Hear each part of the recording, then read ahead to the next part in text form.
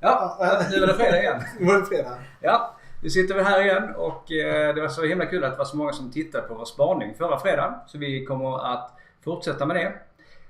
Vi kommer fortsätta prata om AI och bottar den här veckan. Men innan vi gör det så tänkte jag att vi skulle ta och presentera oss lite mer, jag och Jan, eftersom vi nu kommer spendera några fredagar ihop. Så Jan, vi börjar med dig. Vem är du? Ja, härligt. Janne Wärmlund heter jag. Och försöker hålla det kort här, men jag har ju i princip jobbat större delen av mitt yrkesverksamma liv inom Customer Experience och kundmöten. Både som kundservice-medarbetare en gång i tiden på ett försäkringsbolag, och sedan så har jag jobbat en global roll med att starta kundcenter och driva dem på ett stort bolag. Bland annat lite sådana saker. Intressant. Och jag heter Stellan Kristiansson och jag jobbar med UX-frågor inom Customer Experience och träffar många kunder som håller på att förnya sina digitala möten med nya teknologier som AI och bottar bland annat. Härligt. Tanken lite grann med de här spaningarna är att plocka upp lite spännande ämnen kring området Customer Experience och framförallt det digitala kundmötet. Och är det något speciellt ni vill att vi ska ta upp eller fördjupa oss i lite grann, så får ni gärna skriva det i en liten kommentar i anslutning till filmen, så ska vi se om vi kan ta upp den. Absolut. Och förra veckan så pratade vi nämnde bland annat hybridchatta, och vi tänkte dyka ner lite djupare i begreppet hybridchatt då. Och en vanlig missförståelse är att hybridchatt endast är själva dialogen mellan serviceagenten och besökaren, din kund då. Men det kan ju vara så mycket mer än att bara själva dialogen, Jan, eller hur? Precis. Och jag tror lite grann att det blir så lätt att, som vi nämnde förra gången, att företag pratar om att vi ska ha en chattbot.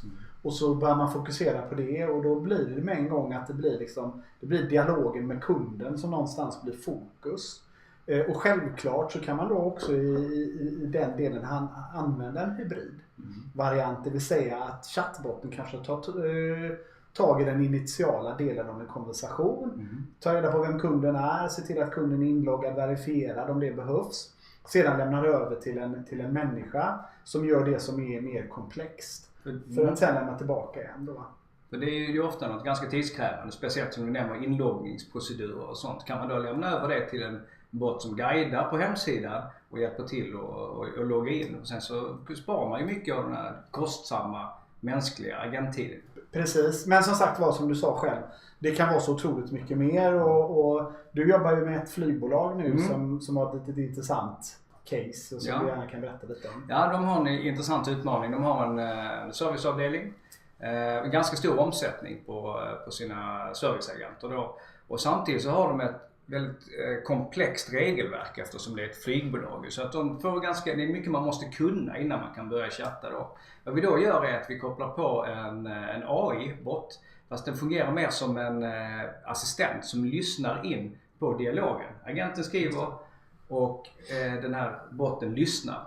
Och hela tiden så gör botten uppslag mot den här kunskapsdatabasen och presenterar svarsalternativ för serviceagenten. Så serviceagenten behöver inte kunna allting om bagagehantering eller avbokningsregler, utan den får det presenterat för sig i ett gränssnitt bredvid chatten, och då kan den välja ett svarsalternativ därifrån direkt. Och det kortar ju ner hela utbildningstiden för serviceagenterna. Och sen så slipper man, som förr så var man tvungen att fråga kanske en annan kollega, eller man fick köra en transfer på chatten. Men det behöver man inte göra nu, utan AI-botten föreslår hela tiden ett svar.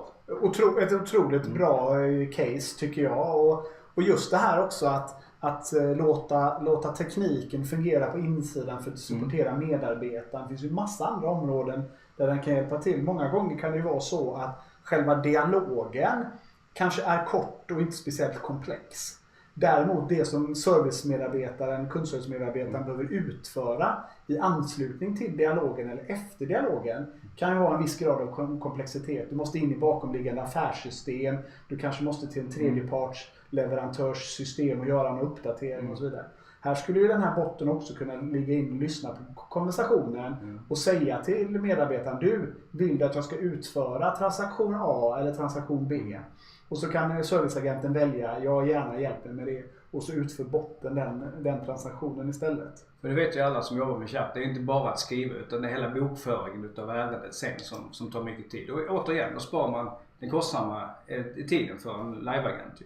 Precis, det här med att många fångar varför kunden hörde av sig, vad handlade ärendet om. Många gånger får ju medarbetaren sitta och fylla i det själv manuellt efteråt och här kan vi låta botten ta hand om det. Ja, men superintressant. Jag tror vi har många fler exempel på hur man kan använda hybridchatt. Men jag tror vi håller där för den här veckan. Ja. Får jag önska er en trevlig helg. Ha en bra fredag. Hej. Tack och hej.